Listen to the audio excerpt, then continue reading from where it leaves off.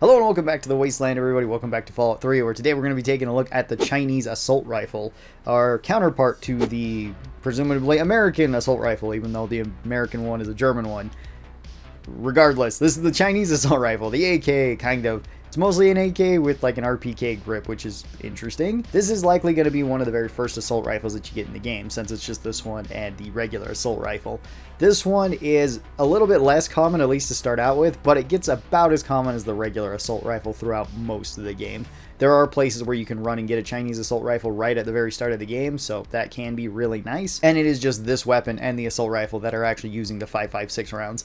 So you really only have to pick between one of these two depending on which one you like, assuming that you're going with small guns in general. For the stats of the Chinese assault rifle, this one does 11 damage on hit, which is pretty good for the assault rifle. This one does 88 damage per second, which is pretty good. It actually shoots fairly fast. That's nice to see. This one has a very low crit chance, like a lot of the automatic weapons. This is a 0.125 times chance, so not very likely to hit crits, but if you do hit crits, it's a nice little bonus in terms of damage. This one, weirdly enough, does 10 damage on crit rather than 11, so it's slightly lower than its base damage for some odd reason, although this is still additive to the regular damage, so you're still going to be doing more damage when you do hit a crit. It's just most of the time it's the same as its regular damage, and then it's just effectively doubled. This one costs 23 action points using VATS. Not too bad. This one has 1.5 spread, same as the regular assault rifle, so not the greatest at long range, but pretty acceptable at medium and close range. Holds 24 rounds in the magazine, weighs 7 weight, and this one has 1,212 shots that it can shoot before it breaks.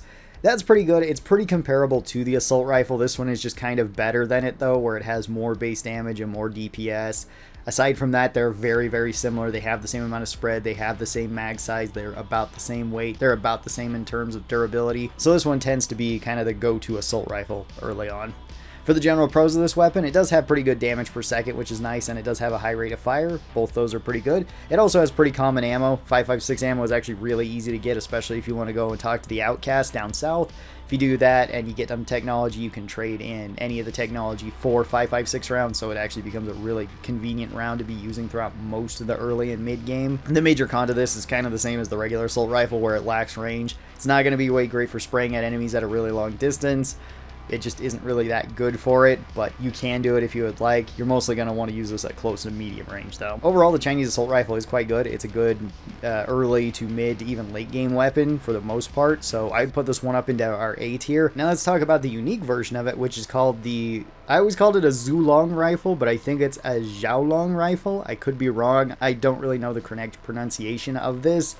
This is the unique Chinese assault rifle, and this one is probably one of the more obscure unique weapons that's ever been in Fallout, because you have to go out of your way in order to do an unmarked quest in order to get this. It's very similar to like this machine in Fallout New Vegas, where whenever I bring this one up, or this machine in New Vegas, some people don't even realize that it's actually in the game, in the base game. It's not even in a DLC or anything. In order to get this one, you have to go to the Museum of Technology. You have to find 3 separate terminals, access them, and then pick the correct numbers on them. I actually do remember the sequence. The first terminal is the second number, the second terminal is the third number, and the third terminal is the fourth number. You select all of those, then you have to go and find the secret stash, which isn't really that secret, inside of the museum. Once you open up the safe, you'll get a holotape. This will give you the location of the Zulong assault rifle, which you can actually go to the area before this if you would like, but the body will not be spawned there that actually has it on them.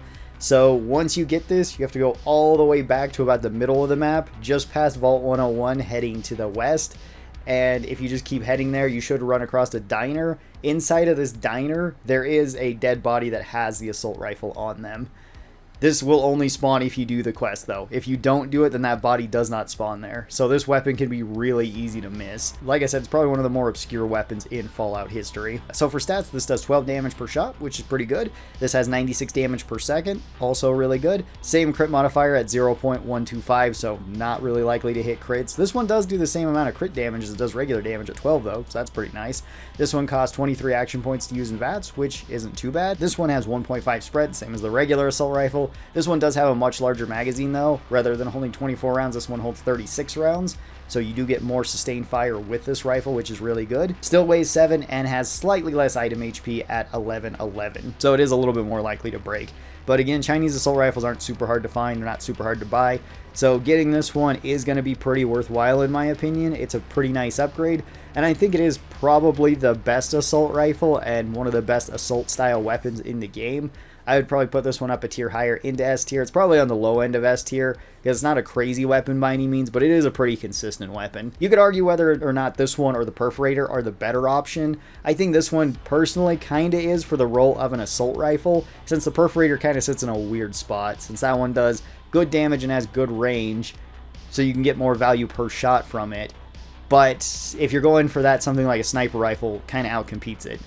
And for this, it's more for close range, high damage, which the only thing that's kind of competing with this would be something else like an assault rifle or like the 10mm submachine gun, which you could argue Sydney's 10mm SMG might be better than this one too, depending on how much ammo you have and depending on what weapons you're using. So tell me your thoughts on the Chinese assault rifle. I'm really curious because this one has been requested quite a bit, which is understandable. It's a pretty iconic weapon for Fallout, and it's kind of cool to see an AK in Fallout. We've had them before. There's AKs in Fallout Tactics. This one and also Fallout 4 as well as Fallout 76, so you do have AKs in all of them. I don't think there was in the first one, and I don't remember if there was in 2. I know there was an FAL in 2, but I don't think there was AKs in like 1. Either way, thank you guys so very much for watching this. Hope you guys enjoyed it. I'll talk to you next time. Bye bye everybody.